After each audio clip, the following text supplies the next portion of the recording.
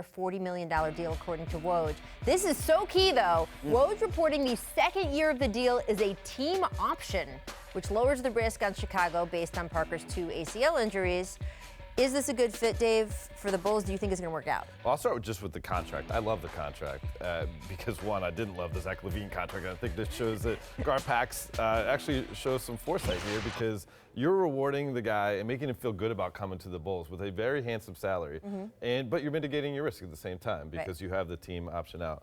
They got an intriguing young core. I want to see it put together. Jabari Parker, I had people tell me when he was coming into the draft with Andrew Wiggins that he was the better player. You know, we haven't seen it in the league because his knees have robbed him from being on the court. But, I mean, the guy's an explosive athlete, has a Duke pedigree, and is from Chicago. So there's things to like about this deal.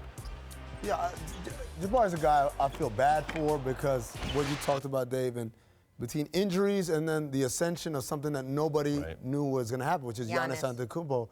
Like, his career went from, man, I'm going to be a franchise. But remember, when he got drafted there, he's like, I'm happy to play for Milwaukee. I'm a Midwest guy. I'm going to bring this team back, which we don't hear a lot of people pining to play for places like Milwaukee. He was. And through no fault of his own, it's nobody's fault. You get hurt, and another player became way better than any of us thought.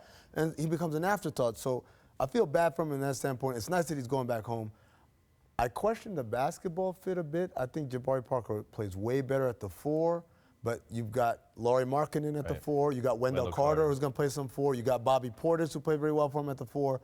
He has to play the 3, not necessarily his best position, especially defensively. And those are the questions I have, but you get $20 million for that headache, you know? I mean, Wendell Carter Jr., I know we don't read too much into Summer League, but so much fun watching him in Summer League. He likes playing defense. Right?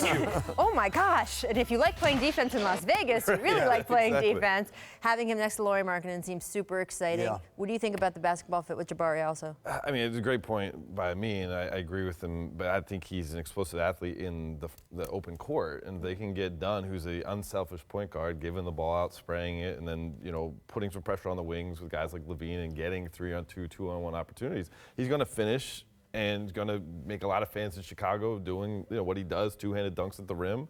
I mean, I just want to see it. I'm looking forward to seeing it. Yeah, that's what you're alluding to, 2 ACLs in the left. 2 torn ACLs in the left. But came back, looked pretty explosive last year in Milwaukee. I like this. Look, here's the funny thing about Chicago. Last December, we all forgot about this. There was a point when Bobby Portis came back, and they were winning, and we were like, forget about it. It was the bane of most Bulls fans' existence. They were tortured. They were like, we're supposed to be tanking. We're not tanking. One of our players punched the other player. Now we're doing better. Wait, we fell behind in the tanking race. No, we traded him away. So, oh my gosh, now we have to tank again. We ended up with the 8th pick. This is a disaster.